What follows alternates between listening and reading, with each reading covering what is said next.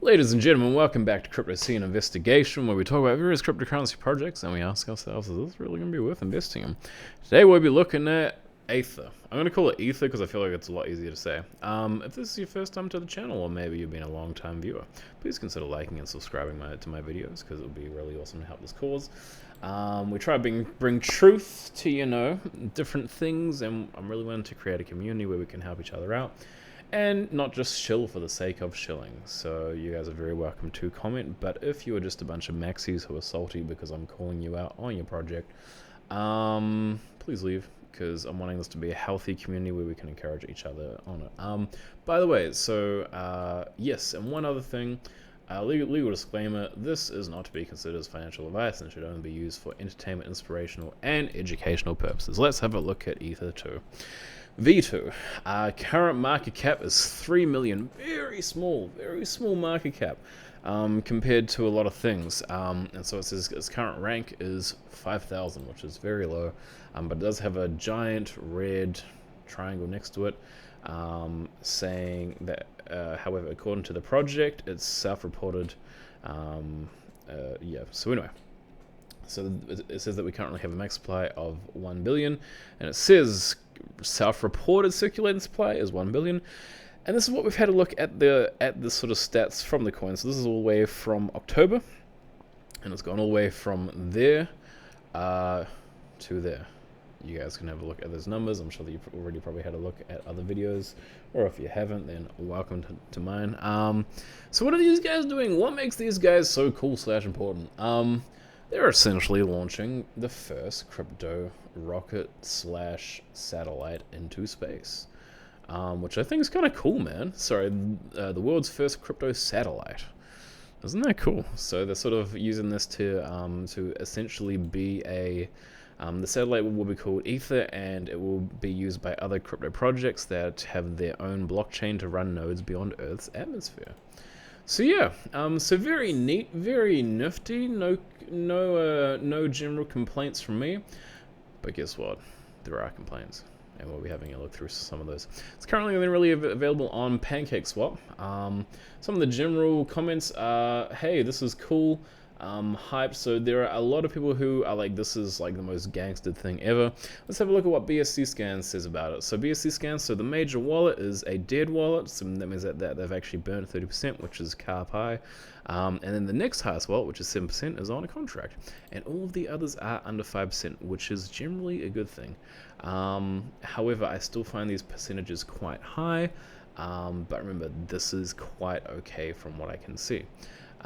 So we have a look on Moonarch. So we can see that the token age is 4 months old, and so the creator and owner is still currently there. Actually, we'll come back to this one. We'll actually look at some of these other metrics first, then we'll come back to some of that jazz, so it will make a little bit more sense to you guys.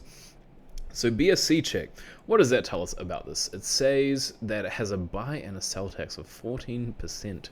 So 14% buy tax and 30% sell tax. Now, they have tried to explain that a little bit on their actual Ether website, saying that, so they say a 3% transaction fee, which 14% is not the same as 3%. But they also sort of, sorry, it says for every transaction a 14% fee is reserved for. Sorry guys, I was looking at like the wrong thing. So 14%, and then so they actually talk a little bit about this. So what different parts can be for? So to mankind dreams, buyback and burn, holder distribution and marketing. So that's why they have this sort of buy and sell fee, which actually makes sense to me. So I'm definitely not accusing them of wrongdoing for actually having that. And I think that if you do want to invest, that you will have to be aware of this, as it is a part of their ecosystem. Cool. So let's continue having a look. So the token owner currently still exists, and the owner is not renounced, which, what does that mean for us? We'll look on Token Sniffer soon, and you guys will find out.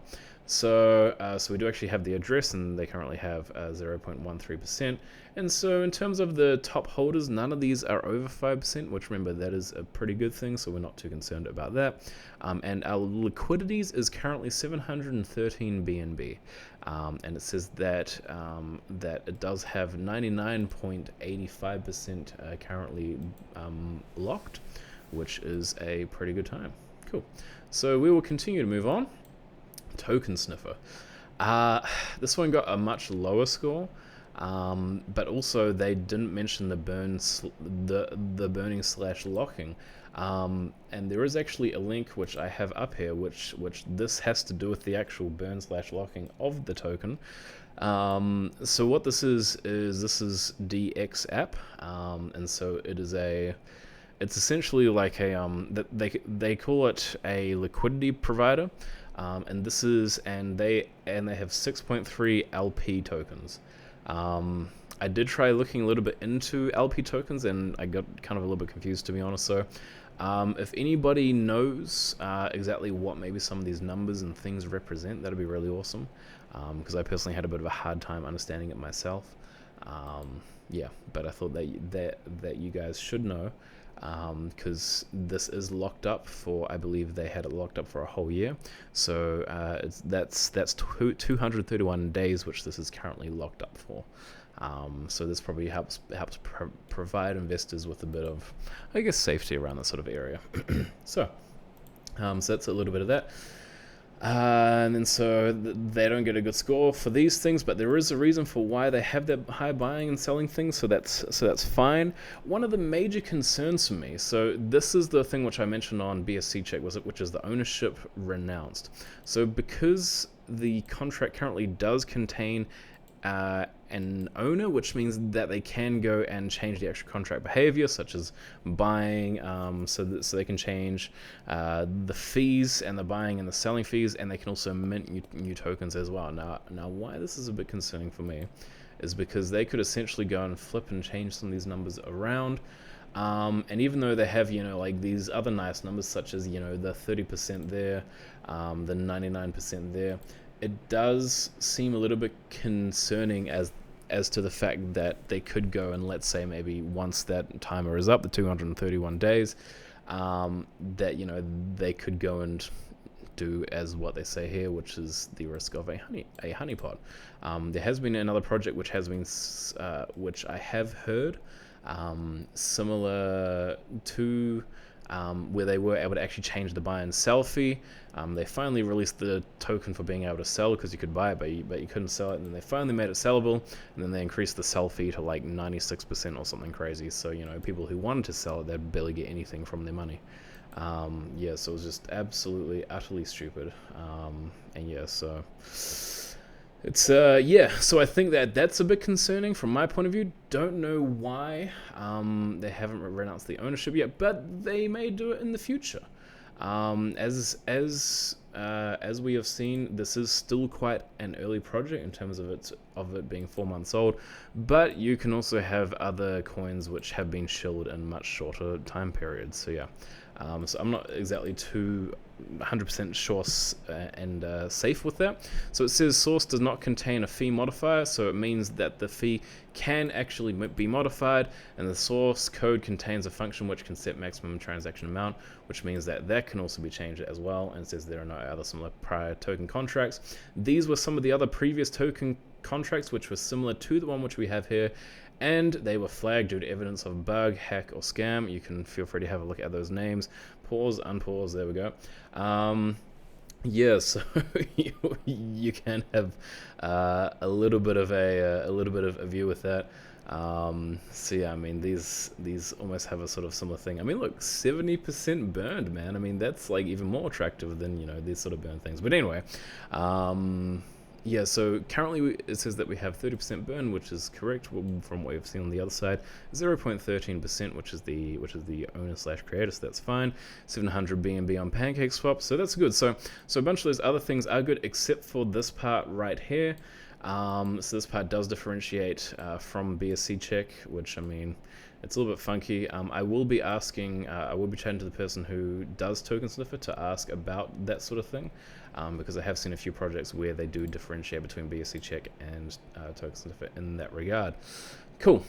So we go back to Moon Arch now, and it says non-burnt supply is 690 million. So I believe that this is the actual proper circulating supply from my understanding. And then so it says liquidity / market cap. So it says 10%. Talks about the maximum supply, talks about the price. So as we can see, it says that the owner doesn't really contain that much, because remember, it was like 0.13% or something like that. However, when we continue looking, so it says unlocked is 61%, burnt is 30%, so that's cool, and then liquidity is 7%. So all of those seem really nice, legit liquidity. So it says 100% unlocked. And these are some of the other things. These are some rug check sort of things. So we have a few modifiers, which if any of you guys are sort of maybe coders or quite technical, you may actually understand some of these. So yeah, so it says Moon Arch rug checker should be used to eliminate tokens, not validate the others. Yeah, so this is still an always do your own research thing, and an automatic rug checker will never be able to detect all scams. But this gives us a better idea, and it does tell us in terms of honeypot risks and ones which only owner can modify. So yeah, just to give you guys a better idea. Cool, let's move on. So we have the Reddit stats. So currently on Reddit, this is their Reddit page. We have 126 members. So there's not a lot of members, but it's enough to, you know, have the community talking a little bit. Yeah, and so people making a few comments here and there. So yeah, it's not too bad. So subscribers went all the way from 0 back in October, all the way up to about 100 something. So I feel like for a project like this, I would have expected a little bit more sort of social interactions. I mean, for goodness sake, these guys are literally calling it the world's first satellite. The world's first crypto satellite. I mean, yeah. One thing which I'm uncertain about, though, and this is why I'm not going to be, you know, like completely like shilling, like, oh my gosh, this is the best thing. I don't understand why having a crypto satellite is actually going to be beneficial for the standard crypto user, or how it's going to be beneficial when it like comes to transactions and anything. We will be having a look at some of those other things, but yeah, there's a few unanswered questions which I have, but we'll continue going on. So comments per day. There's been a few extra comments, and yeah, so most days you have one sometimes. Not even on most days, like very occasional days. And then post per day. So yeah, so they're sort of standard-ish. We'll move on from that, and we'll have a look at the Twitter stats. So currently 6,000 followers. So these guys are sort of calling it quite new, but the fact that we have seen other projects which have done a lot better within this sort of time period, with the level of popularity and everything, sort of makes me feel as though this project may not be as big as much as their Telegram community might be shilling. By the way, I have been a part of their Telegram community, full transparency. I tried talking to them. They then blocked me because I was asking questions, and they felt like I was just trying to, you know, bring the project down. But I just really wanted to understand. So anyway, but hey, man, sometimes you gotta be blocked from communities if you're asking too many questions. Yeah. So anyway, so in the last 30 days, they've had 298, 298 followers, and it says user created on May 9th, 2021. So as I say, this is still quite small. I feel like this is quite a risky project if you want to invest in this, because it's still very small, even though some of the tokenomic things do seem quite nice / legit. Now have a look on here, see if there's any sort of like I don't know, like comments which we should be aware of. So Scam project right here, let's go. Great. Scam bought the original V1, then they moved to V2 without migrating. They just took everyone's money who invested in V1. Yeah, so I mean, fabulous, good stuff. They're making great changes to the world. Not everything is like that, by the way. Like, I mean, as I say, like, they've got like a whole entire shilling community, which, guys, if you are one of those, please do not come after me, because, you know, you are very welcome to spread some truth or correct some comments which I might have, but do not be awful. Just be kind in the comments, all right? So I tried to have it. So these are some of the Google trends when you type in either V2. So for the past 12 months, we can see that there hasn't really been a huge growth, although they did have something on October the 24th. But then there is not enough sort of search data here to actually give us an idea of how much has been searched over the last 90 days. And over the last 30 days, been 0 until the 1st of February. which is incredibly random. I did not quite see that coming. Yeah, so that's all kind of interesting, I guess. We will continue and move on. So is there anything else on this page which we should be looking at? Let's actually have a look at some of the roadmap. So this is the roadmap for these guys. So they have a bunch of ticks of things which they have already done, which is awesome. So they've had a DX sale pre-sale, pancake swap launch. They currently have 3,000 holders. They are going to be aiming for 10,000 holders by the year 2021. But as we know, it's 2022, and that's fine. Doesn't make it bad. But you know, I think it's a bit concerning when you have 10,000 holders listed under the phase 2 of 2021, and because how many holders do we have? Like 6,000? Yeah, 6,000. Yeah. So as I say, I think that the marketing team needs to probably step up the game a little bit more. They don't even have a YouTube channel, dude. I mean, they've got like almost every other social like known to man. Except for YouTube. Except for YouTube, TikTok, Reddit, Bitcoin Talk, Medium, Facebook, Instagram, Twitter, but not YouTube, because we don't want to make videos. Don't know why. So anyway, phase 4. I'm sorry, guys. I feel like I'm being way too mean. Jeez Louise. Phase 3. Listing on major exchanges. I do believe that this coin has the potential to be listed on major exchanges as long as there isn't anything too sussy going on in the background. But as I say, because owner still has control of this jazz, there is totally, like, everybody's money can be just, you know, siphoned off or whatever. They can just be whoop, pulled out and liquidity pool drained, in my opinion. But because they have that DX sale thing, that could potentially be one of the counteractions for that. So as I say, if anybody does understand a little bit more about that, you are very welcome to comment and explain that, because we do encourage bringing truth to these things, because we don't want to try to be majorly biased. We only want to look at the facts and try to base what we should do based on the facts which we can find. Cool. Development and release of Ether's own mainnet, Neato Benito. Let's have a look. So this is what they call their white paper. It's only 6 pages long, so it's more of a light paper. I don't know why they call it a white paper, because it really doesn't feel like that. It's definitely a light paper. They talk about some of the tokenomics here, which this sort of seems pretty safe. Remember, so this is where we got the DX sale from, and the link doesn't work, so that's good, I guess. Yes, but there is a way to make it work, and I don't know why that didn't work just now. Hang on, I'm gonna see if I can like copy in. Nope. All right, never mind. We're gonna forget about that. So the team. Here is one thing which trips me out a little bit, right? So this is actually one of the things on the main page.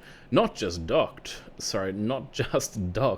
A professional team supporting Ether and a passionate developer. We have one dude. We have one guy, ladies and gentlemen. Where is the rest of the team? Where are they? They say, so I believe that they have like a whole bunch of other people on here as well. So you need somebody so you need transparency. Also, I joined the Discord community and they've blocked off all comments on the Discord community. Another reason to trust this project. Yeah, so they sort of spout out about transparency. To be honest, dude, like, I don't really feel like these guys are being majorly transparent. Yeah, because, I mean, as I say, they sort of blocked me from messaging because I was asking them questions about the project, and then they say that they have a professional team supporting Ether, and we have one dude, and when I have a look at this dude, so we can actually have a look at this guy. So this is his LinkedIn, a delicious profile picture. And then we have so he talks, so he's actually been a Bitdefender for, sorry, he was an Android developer for Bitdefender, which I think is really cool. So he's been doing various Android development, which is neat. Software designer, blockchain developer for Android crypto cyber. So it's interesting. I don't know why he doesn't list Ether on here. That's surprising and interesting that he doesn't list Ether. Don't ask me why. That's a bit sus. Yeah, and then so we can also see his other things which he's worked on, and he lists his full resume, which cool, man. Like, I mean, I think that that's really awesome. But the thing which bugs me is that we can't see any of the other teams. I haven't seen any interviews with this guy, which I could find. It says that he's an Android developer, which doesn't really give me that much confidence in terms of the whole kind of blockchain and satellite becoming a reality thing. Now, these guys, I believe they have partnered with people called Arca Space, ARCA. And they seem pretty cool, but I don't know where the thing says. I'll see if I can, do like a nice little Control F Arca. Yeah, so Ether sponsored the developer of Arca Space ecological propulsion system. Okay, I did not actually realize that. Yeah, so I think that that's kind of cool that they're actually doing stuff with them, because they are actually trying to be super eco-friendly, which car pie to them, good work. Yeah, so here is my final synopsis of these dudes. I think we need to see some more things, man. I think we need to see some more evidence of what is actually going on, dude. Like, show us the rocket, Like, show us the rocket. Show us, the specs for the rocket. Show us how us as the average cryptocurrency holder and investor will actually be able to properly benefit from it. Like, I mean, these are cool. Like these, I understand these details when it comes to the transaction fee, right? That doesn't really put me off. But then, when you have some of these other details, like, like the contract owner still being able to have, like, I guess, control of it. But at the same time, I don't think we can be rug pulled with this. Don't take my complete word for it, but I don't think we can. It is possible. It is possible, because especially if, like, goes on, like, changes the, like, buy and sell tax. I mean, it could go up hugely or whatever. And I mean, yeah, then it suddenly becomes like a massive, like, honeypot, because, they can change so they can change the fee amount, and they can change the max transaction amount, and the other prior similar contracts which were similar to this, as you can see, had some delicious names: Doge, Zillax, Crazy XRP, Freedom Finance, Winter Moon, Moonriser. Yeah, so there's a whole bunch of kind of things which, are a little bit concerning when it comes to those rounds. In terms of their marketing and social marketing, it just feels like there's almost nothing there. So honestly, if it was me, I wouldn't invest in this. There's not enough evidence that this is going to be huge or big, in my opinion. Their roadmap, as I say, their roadmap is kind of cool, I guess. The launch of the Ether satellite, and they don't even have any videos, man. Yeah, and they just keep claiming that this is super early on. By the way, Arca Space has been around since 1999, so they've actually been around for a lot of years. Yeah, and it's only a $3 million market cap, which is, once again, mega risky. So yeah. Anyway, guys, that is pretty much the video. If you liked what you saw in this video, please like and subscribe. And I also have a Patreon if you guys want to come and join that as well. Be a backer, supporter, advocate, whatever you want to call it. Yeah, so much love to you guys. Be safe out there. I hope that you choose some really good projects. Yeah, be safe, dude, because, yep, good night.